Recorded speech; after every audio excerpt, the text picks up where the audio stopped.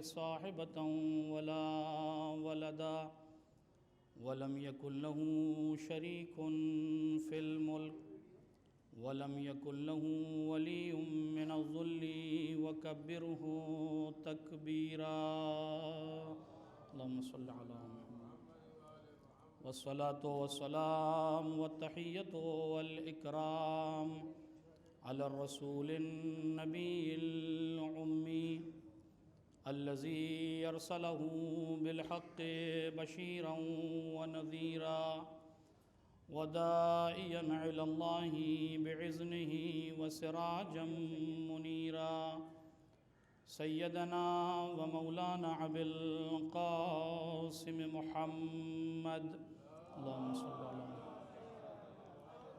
وعلى أهل بيته الطيبين الطاهرين المعصومين المظلومين ولعنة الدائمة الباقية على أعدائهم أجمعين من يوم ظلمهم إلى يوم الدين. عما بعد فقد قال الله تعالى تبارك وتعالى في كلام عظيم. بسم الله الرحمن الرحيم. يا أحمد لولاك لما خلقت الأفلاك. صلوات بر محمد وآل محمد. ایک مرتبہ سورہ حمد اور 3 مرتبہ سورہ توحید کی تلاوت فرما کر مرحوم محمد تقی نیز حیدری فیڈریشن کے تمام مرحومین کی ارواح کو ایصال فرماتے ہیں.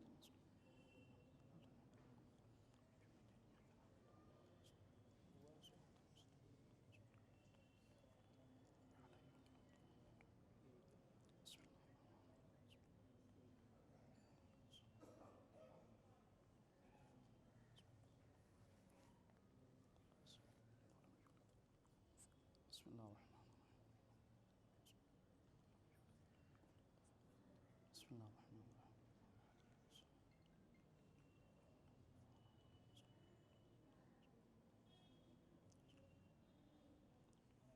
ایک صلوات بھیج دیں محمد وعلی محمد. خدا کا شکر کہ اس نے ہم سب کو یہ توفیق عطا فرمائی کہ ممبئی کی اس مصروف زندگی میں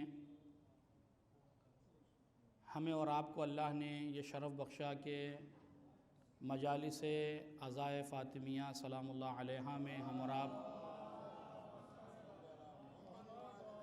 شریک ہو رہے ہیں، اور یقیناً ان مجالس میں شرکت کا جو ثواب ہے شاید آج ہماری آنکھوں سے، چونکہ ان آنکھوں پر مادی پردے پڑے ہوئے ہیں جس کی بنیاد پر ہم اس کے حقیقی ثواب کو درک نہیں کر پا رہے، لیکن جب قیامت میں انشاءاللہ ان مادی پردوں سے، ان حجابات سے کشف ہوگا اور یہ حجابات اور یہ مادی پردے ہٹا لیے جائیں گے، تو اس وقت ہمیں اور آپ کو احساس ہوگا اور شاید کف افسوس ملیں کہ اگر زندگی کے ان مصروف لمحات میں سے کچھ اور وقت نکال کر اس فرش عزا اور ان مجالس میں شرکت کر لیتے تو کتنا اچھا ہوتا. لہٰذا یہ پروردگار عالم کا کرم ہے کہ پروردگار عالم نے ہم سب کو یہ توفیق عطا فرمائی، اور خوش نصیب اور لائق داد و تحسین ہے وہ افراد جو کسی نہ کسی اعتبار سے ان مجالس کے انعقاد میں سہیم ہوتے ہیں، اور یقیناً وہ افراد پیغمبر کی اس حدیث کے مصداق قرار پاتے ہیں اور اس خوشخبری کی نوید اور وہ خوشخبری بھی انہیں دی جاتی ہے جس میں پیغمبر نے ارشاد فرمایا کہ والفوز العظیم لمن نصرک. اے فاطمہ، اللہ نے اس انسان کے لیے بہت بڑی کامیابی رکھی ہے جو تمہارا مددگار بنے. ظاہر ہے کہ اگر ہمیں اپنی ان مجلسوں سے اپنے کردار کو سنواریں اور سیرت حضرت زہرا سلام اللہ علیہا صلوات کو اپنانے کی کوشش کریں تو یقیناً وہ فوز عظیم ہم میں سے ہر ایک کو اور مجلس کے منعقد کرنے والے تک بھی یقیناً پہنچے گا۔ ظاہر ہے کہ بہت سی مجالسیں پورے شہر میں منعقد ہو رہی ہیں، اور پورے شہر کیا پوری دنیا میں یہ ایام سوگواری سید عالمیان حضرت فاطمہ زہرا سلام اللہ علیہا ہیں،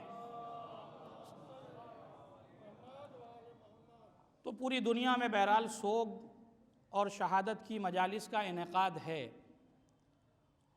اور میں اس جگہ پر چونکہ پہلی مجلس سے یہ بات عرض کر دینا ضروری سمجھتا ہوں کہ یہ سارے باتیں جو میں آپ کی خدمت میں عرض کروں گا، میری اپنی کوئی اس میں محنت نہیں ہوگی انشاءاللہ۔ علماء قدیم اور علماء جدید نے جو اپنی کاوشوں اور اپنی محنتوں سے صدیقہ کبریٰ کے سلسلے سے جو باتیں بیان کی ہیں، جو معارف کتابوں میں درج ہیں، انہی چیزوں کو آپ کی خدمت میں پیش کرنے کی کوشش ہوگی انشاءاللہ۔ لہذا آج کی اس مجلس کے لیے جس عنوان کو میں نے سلیکٹ کیا ہے وہ عنوان ہے ضرورت حضرت زہرا سلام اللہ علیہا۔ اللہم صلی علی محمد۔ آپ نے فضیلت جناب سیدہ سنی ہوگی، لیکن میں آپ کو حدیث کے ایک رخ کی طرف اشارہ کرنے کی کوشش کروں گا اور اسی کی وضاحت کر کے آپ کی آج کی یہ مجلس ختم ہوگی، اور وہ موضوع ہے کائنات میں حضرت زہرا کی ضرورت، کہ کیا واقعاً اس کائنات میں جناب سیدہ کی ضرورت ہے یا نہیں ہے۔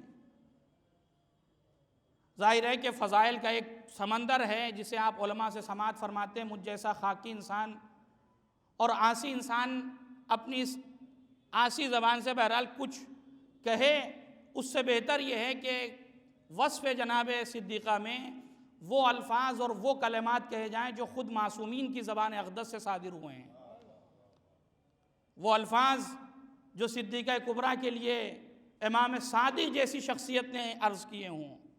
یہی وجہ ہے کہ جب کسی نے پوچھا مولا یہ بتائیے آپ کی دادی کی فضیلت کیا ہے، تو بہت ہی جسے کہا وجد میں آ کے فرماتے ہیا لیلۃ القدر۔ میں عظمت فاطمہ میں کیا عرض کروں، وہ تو لیلۃ القدر ہیں۔ یعنی اشارہ یہ ہے کہ اگر قرآن کی تعلیمات سے واقف ہو تو قرآن کا سورہ آواز دے رہا ہے کہ جس طریقے سے کائنات لیلۃ القدر یعنی شب قدر کی فضیلت کو درک کرنے سے قاصر ہے، اسی طریقے سے اگر ساری دنیا کی عقلیں آ کر جمع ہو جائیں کہ عظمت سیدہ کو درک کر لیں تو درک نہیں کر سکتے۔ ایک صلوات بھیجیں محمد و آل محمد پر۔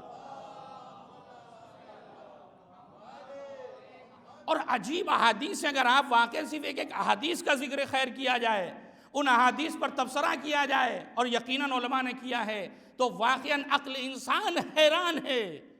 کہیں پر امام صادق فرماتے ہیں یا صدیقۃ الکبریٰ، اس کی کیا گفتگو کرتے ہو، وہ تو صدیقہ کبریٰ ہیں۔ وَعَلَى مَعْرِفَتِهَا دَارَتِ الْقُرُونُ الْأُولَى، فاطمہ کی ذات وہ ذات والا ہے کہ جس کی شخصیت کے ارد گرد پوری کائنات طواف کر رہی ہے۔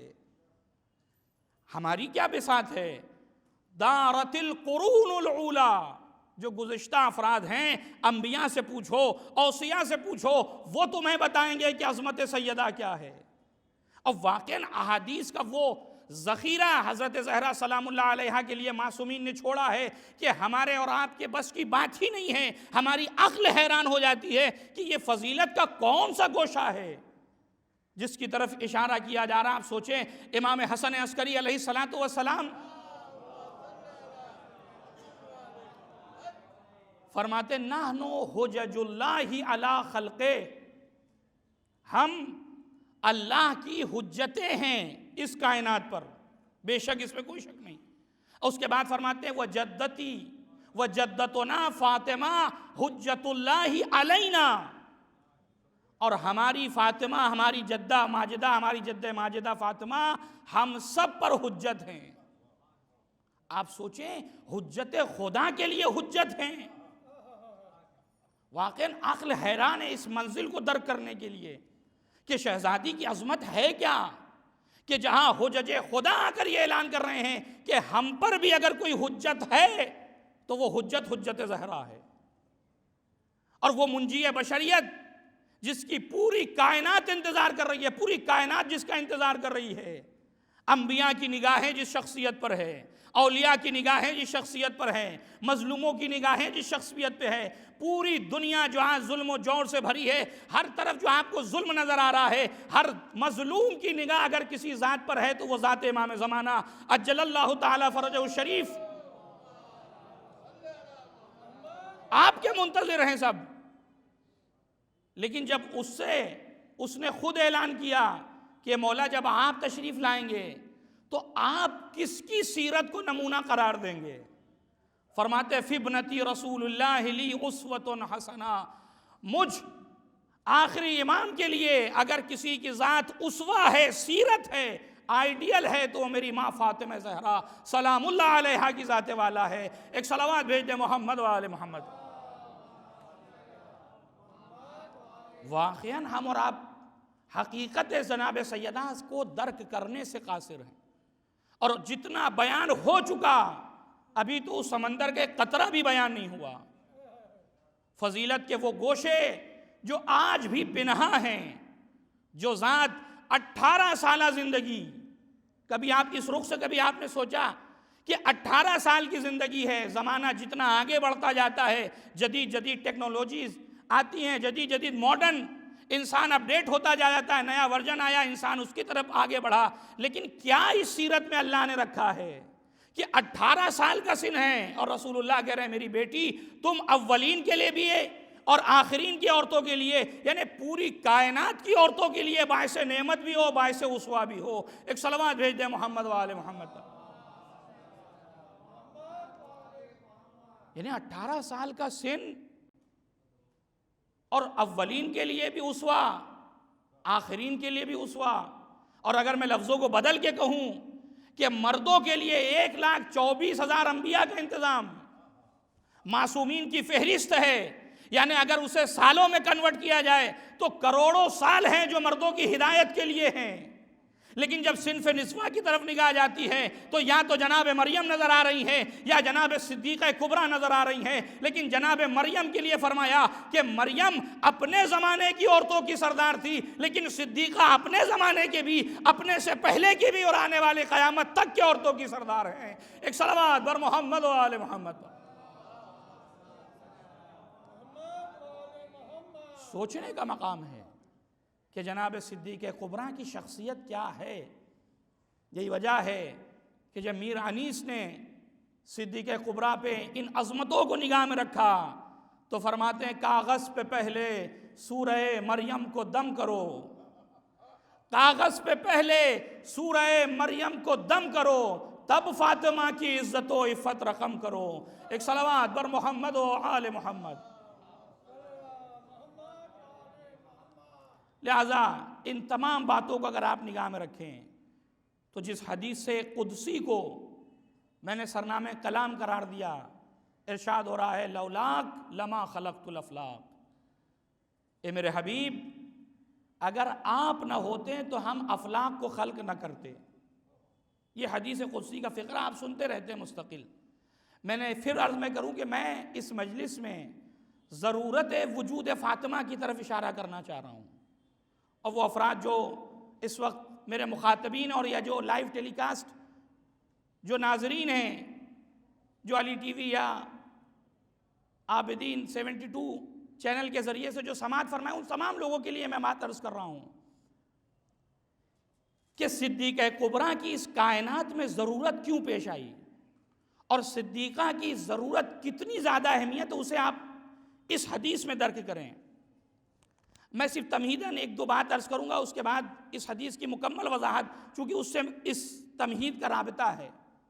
اگر آپ دیکھیں کائنات پر نگاہ ڈالیں تو ہدایت کا جو کاروان ہے، جو اللہ نے ہدایت کا سسٹم رکھا، جو نظام رکھا، اس نظام کو اللہ نے اس طریقے سے قرار دیا کہ اس وقت بھی اللہ نے اپنے ہادی کو بھیجا جب کوئی ہدایت لینے والا نہیں تھا، اور اس وقت بھی اس کائنات میں ہادی رہے گا جب کوئی ہدایت لینے والا بھی نہ رہے۔ توجہ کیجئے گا، اللہ نے اپنے اس سسٹم، اپنے نظام کو ایسا بنایا۔ یہی وجہ ہے کہ کائنات میں جب کوئی نہ تھا تو جناب آدم کو بھیجا۔ پروردگار ابھی تو کوئی ہدایت لینے والا آیا ہی نہیں، کچھ صبر کر لیتا، کچھ ہدایت لینے والوں کو پہلے بھیجتا، اس کے بعد ہادیوں کا سلسلہ شروع کرتا۔ عجب نہیں خدا آواز دے، ہم انسانی فطرت سے بخوبی واقف ہیں۔ اگر ہدایت لینے والے پہلے آتے اور ہدایت دینے والے بعد میں آتے تو یہ جن وقفہ جو ہوتا بیچ میں، جتنے گناہ انجام دیے جاتے ہیں، جتنی خطائیں کی جاتی، جب ان سے سوال ہوتا، ان سے باز پرس کی جاتی تو یہ فوراً کالر اونچا کر کر سینہ چوڑا کر کر جواب دیتے، پروردگار کوئی سمجھانے والا نہیں تھا، کوئی بتانے والا نہیں تھا، لہٰذا یہ غلطیاں سرزد ہو گئی۔ خدا نے کہا ہم مزاج انسان سے بخوبی واقف ہیں، لہٰذا ہدایت لینے والے بعد میں آئیں گے، ہدایت دینے والے پہلے بھیجے جائیں گے۔ ایک صلوات بر محمد و آل محمد۔ لہٰذا ہدایت کا یہ کاروان جاری و ساری ہے۔ اب اگر آپ قرآن مجید کی طرف رجوع کریں تو قرآن نے 4 لوگوں کو 4 طبقوں میں اس ہدایت کو تقسیم کیا۔ کہیں قرآن یہ کہتا ہے کہ ہدی للناس، یہ قرآن لوگوں کے لیے ہدایت ہے۔ دوسرے مقام پر قرآن کہتا ہے ہدی و بشریٰ للمسلمین، یہ قرآن ہدایت ہے، بشارت ہے، کس کے لیے؟ مسلمانوں کے لیے۔ پھر کہیں پر ارشاد ہوتا ہے ہدی و بشریٰ للمؤمنین، یہ قرآن ہدایت ہے، یہ قرآن بشارت ہے، کس کے لیے؟ مؤمنین کے لیے۔ کہیں پہ قرآن کہتا ہے ہدی للمتقین، یہ قرآن اہل تقوی متقین کے لیے ہدایت ہے۔ عجیب کتاب ہے، کتاب ایک ہے اور اس کے پڑھنے والے الگ الگ طبقے کے افراد ہیں، لیکن ہر طبقے کے لیے قرآن کہہ رہا ہے کہ اس کے لیے ہدایت ہے۔ اور شاید یہ واحد ایسی کتاب ہے جو ہر کلاس میں چل سکتی ہے، جس کے پاس بس شرط یہ ہے کہ جس کے پاس جیسا ظرف ہو، جس کے پاس جتنی صلاحیت ہے، جس کے پاس جتنی کیپیسٹی اور معرفت ہے، جب وہ اس کتاب کے سامنے زانو ادب طے کرتا ہے تو یہ کتاب اس کو اس کی معرفت کے حساب سے علم دیتی ہے۔ یہ کتاب ہر انسانوں کے لیے بھی ہدایت، مسلمانوں کے لیے بھی ہدایت، مومنین کے لیے بھی ہدایت، متقین کے لیے بھی ہدایت، یعنی جیسی آپ کی کیپیسٹی ہے، جیسی آپ کی معرفت ہے، یہ کتاب آپ کو ویسی ہی معرفت عطا کرے گی۔ اب عزیزو اگر آپ یہاں تک آئے ہیں تو ایک جملہ کہہ کر آپ کے ایمان کو تازہ کرنا چاہ رہا ہوں۔ آپ سوچیں کہ ہم اور آپ قرآن کی سب سے چھوٹی آیت یا سب سے پہلی آیت میں کہوں قرآن کی بسم اللہ الرحمن الرحیم، یہی تو ہے، 4 الفاظ پہ مشتمل، 4 الفاظ، اسم اللہ، رحمان، رحیم، لیکن ان چاروں کو ایسا ترکیب میں رکھا اللہ نے، جب مجھ جیسا طالب علم اس آیت تک پہنچتا ہے تو کم سے کم آدھا گھنٹہ 1 گھنٹہ اس آیت پر تقریر ہو سکتی ہے۔ میرے اساتذہ جو ہیں جب وہ اس پر بیٹھیں گے بولیں گے تو وہ پوری کتاب تحریر کر سکتے ہیں۔ جب مراجع اعظام اسی آیت تک پہنچتے ہیں تو ان کی 2 3 4 جلدیں آپ کو صرف بسم اللہ کی تفسیر میں مل جائیں گی، لیکن ایک اور انسان تھا جس نے بسم اللہ کی تفسیر بیان کرنا شروع کی تو رات گزرتی جا رہی ہے، سفیدے صبح نمودار ہو رہی ہے۔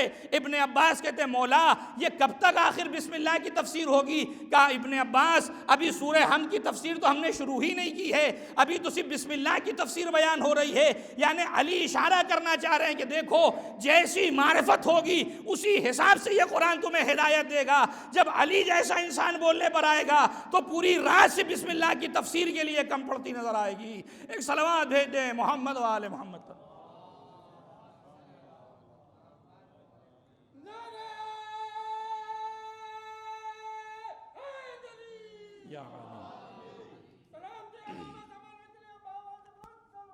اللہم صلی علی محمد۔ غور کیا آپ نے؟ یعنی جیسی ہماری صلاحیت ہے، جتنا ہمارا ظرف ہے، یہ قرآن ہمیں اتنا علم دے گا، اتنی ہدایت کرے گا۔ ضرورت یہ ہے کہ ہم اپنے طبقے کو بلند کریں، اپنے معیار کو بلند کریں، اپنے ظرف کو اور وسعت دیں تاکہ معارف قرآن اس پاکیزہ ظرف میں آ سکیں۔ جتنا ہماری معرفت بڑھے گی اتنا قرآن سے ہم مانوس ہوں گے، اتنا پروردگار عالم کے اس کلام سے اور نزدیک ہوں گے۔ ہدایت کس مرحلے تک آپ یہاں تک آئے؟ اب ایک حدیث ہے جسے آپ سنتے رہتے ہیں، حدیث ثقلین کہ جو حدیث بہرحال متفق علیہ ہے فریقین میں، جس کا خلاصہ یہ ہے کہ پیغمبر نے کہا کہ میں تمہارے درمیان 2 گراں قدر، 2 وزنی، 2 ثقل تمہارے درمیان چھوڑ کر جا رہا ہوں، ایک قرآن اور ایک میری اطرت ہے۔ لن یفترقا، ان کی خاصیت یہ ہے کہ یہ دونوں جدا نہیں ہوں گے۔ اب جدا نہ ہونے کا مفہوم کیا ہے؟ کوئی صاحب یہ نہ سوچے کہ جدا ہونے کا مفہوم یہ ہے کہ جہاں بھی قرآن رکھا ہوگا وہاں اہل بیت کی ایک فرد کھڑی ہوگی، یا جہاں اہل بیت کھڑے ہوں گے ان کے جیب میں یا ان کے ہاتھ میں قرآن ہوگا۔ یہ جو قرآن کے اس حدیث کا جو مفہوم ہے وہ مفہوم کچھ اس طریقے سے ہے کہ قرآن اور اہل بیت شانیت اور مقام کے حساب سے ہم پلہ ہیں۔ گرچہ جو احادیث اہل علم حضرات تشریف فرمائے، لہذا ان کے لیے بات عرض کر رہا ہوں، گرچہ آپ احادیث اٹھائیں گے تو بعض احادیثوں میں آپ کو ثقل اکبر قرآن نظر آئے گا اور بعض احادیث میں ثقل اکبر اہل بیت کی ذوات نظر آئیں گی، لیکن تمام احادیث کو جب آپ جمع کریں گے تو نتیجہ اور خلاصہ یہ ہے کہ اہل بیت کی شانیت قرآن کے ہم پلہ ہے۔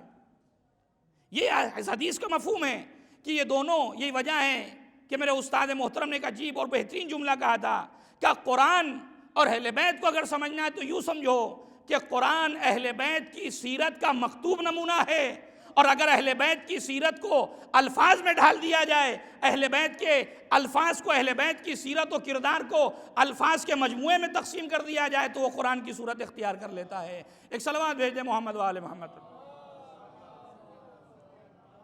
لہٰذا اب یہاں تک اگر آپ آئیں کہ ہدایت کا یہ سسٹم، اور اس ہدایت کے سسٹم میں ایک ایسے انسان کا ہونا کہ جو ہادی ہو۔ اب آئیے اس حدیث کو سنیں، حدیث قدسی کیا کرے؟ یا احمد لولاک لما خلقت الافلاق، اگر آپ نہ ہوتے تو ہم اس کائنات کے نظام کو خلق ہی نہ کرتے۔ وَلَوْلَا عَلِيٌّ لَمَا خَلَقْتُكَ، اور اگر علی نہ ہوتے تو ہم آپ کو پیدا نہ کرتے۔ وَلَوْلَا فاطمہ لَمَا خَلَقْتُكُمَا، اور اگر فاطمہ نہ ہوتی تو تم دونوں کو خلق نہ کرتے۔ حدیث قدسی آپ نے غور کیا کہ اس حدیث قدسی پر جب پہنچتا ہے انسان، حدیث قدسی یعنی وہ کلام خدا جو قرآن کا جز نہیں ہے، اس کے اپنے فرق ہے، کسی اور مجلس میں عرض کروں گا کہ حدیث قدسی اور آیت قرآن میں بنیادی فرق کیا ہے۔ حدیث قدسی کلام خدا ہے لیکن قرآن میں اس کو جگہ نہیں ملی۔ اب اس حدیث قدسی کو سننے کے بعد اکثر افراد منکر ہو جاتے ہیں کہ یہ تو ممکن ہی نہیں۔ کہا کیوں؟ کہا اس لیے کہ اس میں جناب سیدہ کی عظمت و فضیلت کو رسول اللہ سے زیادہ بیان کر دیا گیا۔ اس میں یہ بیان کیا جا رہا ہے کہ اگر بی بی نہ ہوتی تو ان دونوں کو خلق نہ کیا جاتا، لہذا یہ حدیث قدسی کے فقرے صحیح نظر نہیں آ رہے۔ عزیزو، یہ بھی ایک مشکل ہے آج کے اس دور میں کہ ہر وہ چیز جو اپنی سمجھ میں نہ آئے اسے یہ کہہ کر ختم کر دیا جائے کہ یہ ضعیف ہے، یہ بات واضح نہیں ہے، یہ سمجھ میں نہیں آ رہی۔ ٹھیک ہے، آپ کی سمجھ میں نہیں آ رہی ہے، لیکن آپ اہل علم سے جا کر پوچھیں، علماء کے دروازے تک جائیے، وہ آپ کو بتائیں گے کہ حدیث کا مفہوم کیا ہے، حدیث قدسی میں پروردگار کہنا کیا چاہ رہا ہے۔ اب اہل علم حضرات تشریف فرمائے، کچھ باتیں بنیادی ہیں، میں اس کی طرف اشارہ کر کر اس کی ضرورت کو آپ کی خدمت میں عرض کروں۔ دیکھیں، ایک چیز جو حوزات علمیہ میں اور آپ بھی پڑھتے رہتے ہیں وہ ہے مقام بیان۔ مقام بیان کیا ہے؟ کہ متکلم، اسپیکر، یہ جو بولنے والا ہے، جب یہ بولتا ہے تو وہ کس چیز کو بیان کرنا چاہ رہا ہے اس کو سمجھنا بہت ضروری ہے مخاطب کے لیے۔ یعنی اگر ایک بولنے والا کسی چیز کو بول رہا ہے تو اس بولنے کے پیچھے اس کی حقیقت کو بیان کرنا ہے، یا اس کی فضیلت کو بیان کر رہا ہے، یا اس چیز کی ضرورت کو بیان کر رہا ہے۔ توجہ کیجئے گا، یہی وجہ ہے کہ کسی سے گفتگو ہوتی ہے، 2 دن بعد ملے، کہا صاحب اس دن جو آپ نے کہا تھا بڑا ہم پہ گراں گزرا۔ کہا خیریت؟ تو کیا سمجھ گئے آپ؟ کہا جو آپ نے باتیں کہی تھی ان سے ہم یہ سمجھے۔ تو متکلم کہے گا حضور یہ میرا مقصد نہیں تھا، میں تو کچھ اور کہنا چاہ رہا تھا، کچھ اور سمجھ گئے آپ۔ اس کا مطلب کیا ہے؟ اس کا مطلب یہ ہے کہ متکلم جب گفتگو کر رہا ہے، اسپیکر جب بول رہا ہے تو وہ کس زاویے سے گفتگو کر رہا ہے اس کو سمجھنا بہت اہم ہے، ورنہ حدیث کا مفہوم ہو یا آیت قرآن اس کو سمجھنا ہمارے لیے مشکل ہو جائے گا۔ لہذا ضروری ہے، ایک صلوات بھیجیں محمد و آل محمد،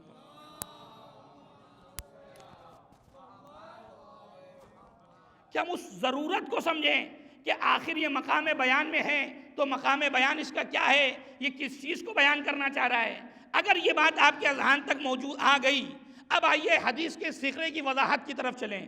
حدیث قدسی کا یہ جملہ، یا احمد لولا کا لما خلقت الافلاق، اے میرے پیغمبر اگر آپ نہ ہوتے تو اس کائنات کو خلق نہ کرتے۔ اب مجھے بتائیے، پیغمبر کے لیے اس کائنات کا پیدا ہونا کیا پیغمبر کی فضیلت ہے؟ سوال، اس کائنات کا خلق ہونا پیغمبر کے لیے کیا پیغمبر کی یہ فضیلت ہے؟ میں اس کو اور آسان کروں، سنگریزے کا دست رسول پر آ کر گفتگو کرنا یہ سنگریزے کی فضیلت ہے یا پیغمبر کی فضیلت ہے؟ درخت کا اشارہ کر دینا درخت کو اگر، تو درخت اپنی جگہ سے چلتا ہوا نظر آئے تو یہ درخت کے لیے فضیلت ہے یا رسول اللہ کے لیے فضیلت ہے؟ کعبے میں پیدا ہونا یہ علی کے لیے باعث فضیلت ہے، یہ کعبے کا شرف ہے علی کا پیدا ہونا۔ میں یہ ساری باتیں مثالیں اس لیے دے رہا ہوں تاکہ آپ کا ذہن اور قریب آئے۔ میں اس ضرورت کو سمجھانا چاہ رہا ہوں۔ اور آگے آئیے، یہ مسجد آپ کی نگاہ میں ہے، اب یہ بلب آپ کو نظر آ رہے ہیں، یہ پنکھے نظر آ رہے ہیں، باہر نکلیں گے آپ کو فریج نظر آئے گی، گرم کرنے والی چیزیں نظر آئیں گی۔ یہ بتائیے ان سارے پنکھوں کی یا اس جو لائٹ، یہ جو بلبس ہیں، ان بلبس کی یا جو بلب ہیں یا ٹیوب لائٹ ہیں، ان کی ضرورت الیکٹرک ہے یا ان کے لیے الیکٹرک کا ہونا فضیلت ہے؟ اس پنکھے کے لیے اس الیکٹرک کا ہونا اس کی ضرورت ہے یا اس کی فضیلت ہے؟ تو آپ میں سے ہر ایک آدمی کہے گا حضور اس پنکھے کی ضرورت کا نام ہے الیکٹرک، اس کی فضیلت نہیں ہے۔ اس پنکھے کی اگر پنکھا بنانے والے کو پتا ہوتا کہ صاحب الیکٹرک ہی نہیں ہے تو یہ پنکھا بنتا ہی کیوں؟ پنکھے کو بنایا ہی اسی لیے گیا، یہ سارے وسائل برقی بنائے ہی اسی لیے گئے چونکہ الیکٹرک ہے اور یہ ساری چیزیں ان کی ضرورت ہے۔ اب عزیزو حدیث کے اس فقرے کو سمجھے کہ لولا کا لما خلقت الافلاک، اے میرے پیغمبر یہ ساری کائنات جو ہم نے پیدا کی ہے یہ تو ایک جسم کی حیثیت رکھتی ہے، اس کی کوئی ویلو نہیں تھی۔ اگر آپ کو خلق نہ کرتے تو ان چیزوں کے خلق ہونے کا فائدہ ہی کیا تھا؟ ان کو پیدا کرنے کا مقصد ہی ابس ہو جاتا، ان کے پیدا ہونے کی علت ہی ختم ہو جاتی۔ چونکہ آپ کو پیدا کرنا تھا اس لیے ان کو خلق کیا، لہذا فرمایا لولا کا لما خلقت الافلاک، اے پیغمبر اگر آپ کو پیدا کرنا مقصود نہ ہوتا تو ان چیزوں کو پیدا ہی نہ کرتے، اس لیے کہ آپ تو روح ہیں، آپ تو جان ہیں، ان چیزوں کا وجود ہی کیا ہے، ان کی حیثیت ہی کیا ہے، ان سب کو تو آپ کے صدقے میں پیدا کر رہے ہیں، لہذا آپ کا وجود پیدا کرنا تھا، لہذا اس کائنات کو پیدا کیا۔ لہذا حدیث کا یہ ایک فقرہ سمجھ میں آیا کہ لولا کا لما خلقت الافلاک، کیونکہ زمانے کی ضرورت ہے، یہ سارے افلاک کے زمین و آسمان کو ضرورت ہے کہ ایک محمد ہو تاکہ پورا نظام اپنی جگہ پر قائم و دائم رہے۔ اب اگر یہاں تک اب آئے تو اب قرآن کہہ رہا ہے انک میتون وانہم میتون، اے پیغمبر آپ کو بھی موت آنی ہے، ان سب کو موت آنی ہے، ہر انسان اس دنیا سے رخصت ہو جائے گا۔ تو پتہ یہ چلا کہ محمد کو بھی ایک دن اس دنیا سے جانا ہے، تو اب پیغمبر کے بعد بھی تو کوئی ہونا چاہیے۔ توجہ چاہ رہا ہوں، کب بھائی فرض کریے الیکٹرک یہاں چلی جائے تو کوئی تو ایسی چیز ہو جو ان سارے وسائل کو جنریٹ کر سکے، جو اس طریقے سے ان سارے وسائل کو بھی اپنی جگہ پر قائم رکھے اور دنیا کو ان سارے وسائل کو احساس بھی نہ ہونے دے کہ ادھر الیکٹرک گئی۔ کوئی ایسی ذات ہو جو ان سارے وسائل کو اپنے آپ جنریٹ کر دے۔ یہی وجہ ہے کہ پیغمبر جب اس دنیا سے جانے لگے تو پیغمبر نے اپنے دنیا سے جانے سے پہلے اللہ نے غدیر کا منبر سجوایا کہ اپنے جانے سے پہلے اپنے بعد والوں کا بھی انتظام کر دو تاکہ جب تم چلے جاؤ تو کوئی ذات تو ایسی ہو جو اس کائنات کو اپنے اختیار سے چلا سکے، اس کائنات کا نظام اپنے جگہ پر باقی رہے، کائنات کا نظام بگڑنے نہ پائے۔ اب سمجھ میں آیا حدیث کا دوسرا فقرہ، وَلَوْلَا عَلِيٌّ لَمَا خَلَقْتُكَ، اگر علی نہ ہوتے تو آپ کو بھی پیدا نہ کرتے، اس لیے کہ علی نہ ہوتے تو پھر آپ کے دنیا میں آنے کا کوئی فائدہ نہ ہوتا۔ توجہ کیجئے گا، اگر بات یہاں تک آ گئی ہے تب اس کے بعد کا مرحلہ آتا ہے کہ اب علی کو بھی اس دنیا سے جانا ہے اور یہ انتظام علی اکیلے قیامت تک کے لیے کر نہیں سکتے، کیونکہ علی بذات خود ایسی چیزوں کا انتظام نہیں کر سکتے کہ جو قیامت تک باقی رہے، لہذا وہ ایک ایسی شخصیت کی ضرورت تھی جو عصمت میں علی کی برابر ہو، طہارت میں علی کا ہم رتبہ ہو، ہم کفو رسول، ہم کفو علی ہو۔ لہذا حدیث قدسی نے بڑھ کے کہا وَلَوْلَا فَاطِمَةَ لَمَا خَلَقْتُكُمَا، اگر فاطمہ نہ ہوتی تو تم دونوں کو پیدا نہ کرتے، اس لیے کہ رسول کے جانے کے بعد علی نے کائنات کو سنبھال لیا۔ اب علی اس دنیا میں ہے تو فاطمہ اور علی نے مل کر ایسی نسل کو باقی رکھا کہ وہ قیامت تک باقی رہے۔ اب سمجھ میں آیا آج کائنات کیوں باقی ہے، اس لیے کہ ان دونوں کی نسل سے ایک وجود باقی ہے جس کی بنیاد پر اس کائنات کا وجود بھی باقی ہے۔ ایک صلوات پر محمد و آل محمد۔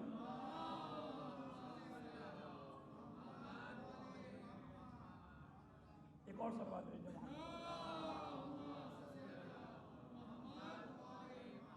اور کیا آپ نے حدیث قدسی ضرورت وجود فاطمہ کو بیان کر رہی ہے کہ اگر فاطمہ نہ ہوتی تو کون سی ذات تھی جو علی کے ہم پلہ ہوتا، جو طہارت میں، عصمت میں، فضائل میں، مناقب میں ہم پلہ علی ہو۔ لہذا فاطمہ کی ضرورت ہے کہ یہ دونوں وجود ملیں اور ان کے وجود سے ایک ایسی نسل چلے جو قیامت تک کے لیے ضامن ہو اس کائنات کی بقا کی۔ اب اس حدیث کو اگر آپ نگاہ میں رکھیں کہ لولا الحجہ، اگر حجت خدا زمین پر نہ ہو تو یہ زمین اپنے اہل کے ساتھ دفن ہو جائے گی، تو آج کون باقی ہے؟ اسی فاطمہ کا بیٹا ہی تو باقی ہے جس کی بنیاد پر یہ کائنات چل رہی ہے۔ لہذا حدیث قدسی فضیلت کو نہیں بلکہ ضرورت وجود فاطمہ کو بیان کر رہی ہے کہ فاطمہ کے وجود کی ضرورت کیوں پڑی کائنات میں۔ اس کائنات کی بقا میں سب سے بڑا رول اور سب سے بڑی قربانی جس ذات نے دی ہے وہ وجود مقدس حضرت زہرا سلام اللہ علیہا ہے۔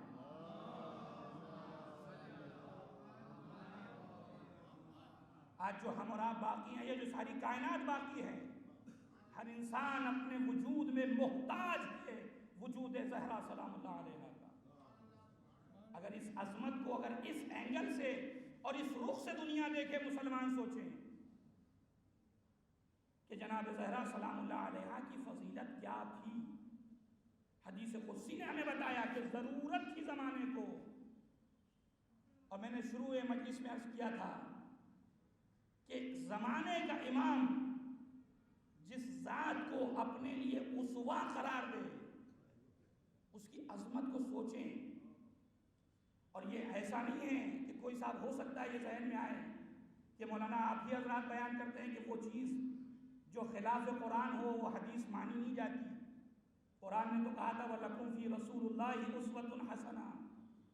قرآن کا پیغام یہ ہے کہ رسول کی ذات تمہارے لیے نمونہ عمل ہے، اور اس حدیث میں یہ بیان ہو رہا ہے کہ جناب شہزادی کی ذات نمونہ عمل ہے۔ تو پہلا علمی جواب تو یہی ہے کہ کسی چیز کے اثبات کسی دوسری چیز کی نفی کی دلیل نہیں ہوتی، کہ اگر امام نے یہ کہا کہ میرے لیے شہزادی کا وجود اسوہ ہے تو اس کا ہرگز مطلب یہ نہیں ہے کہ وہ یہ کہہ رہے ہیں کہ رسول اللہ کی ذات میرے لیے اسوہ نہیں ہے۔ دوسری چیز کہ اگر فاطمہ تو بضعۃ منی او بضعۃ منی، اس حدیث پیغمبر کو اس حدیث سے ملایا جائے تو بات بالکل واضح ہے کہ فاطمہ کوئی غیر نہیں ہے، سیرت فاطمہ وہی ہے جو سیرت رسول ہے۔ لیکن سیرت فاطمہ میں ایک اضافہ جو ہو رہا ہے وہ اضافہ یہ ہے کہ جس طریقے سے جناب سیدہ نے اپنے زمانے کے امام کا دفاع کیا، مکتب ولایت کا جو دفاع کیا ہے، یہی وجہ ہے کہ مدافع اول جناب زہرا سلام اللہ علیہا ہے۔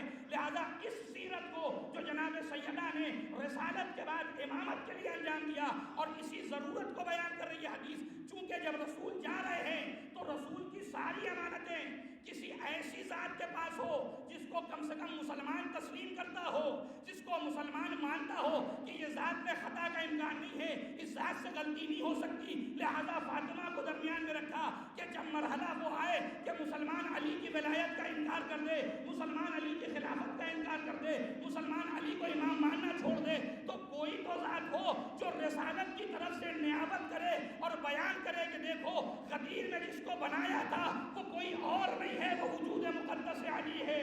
ایک صلوات بر محمد و آل محمد۔ یہی وجہ ہے کہ جب شہزادی نہیں ہیں تو شہزادی بار بار یہی کہہ رہی ہیں نسیتم غدیر خم، تم نے اتنا جلدی غدیر خم کو فراموش کر دیا۔ یہ کیا ہے؟ وہی رسالت کی ذمہ داری کو ادا کر رہی ہے۔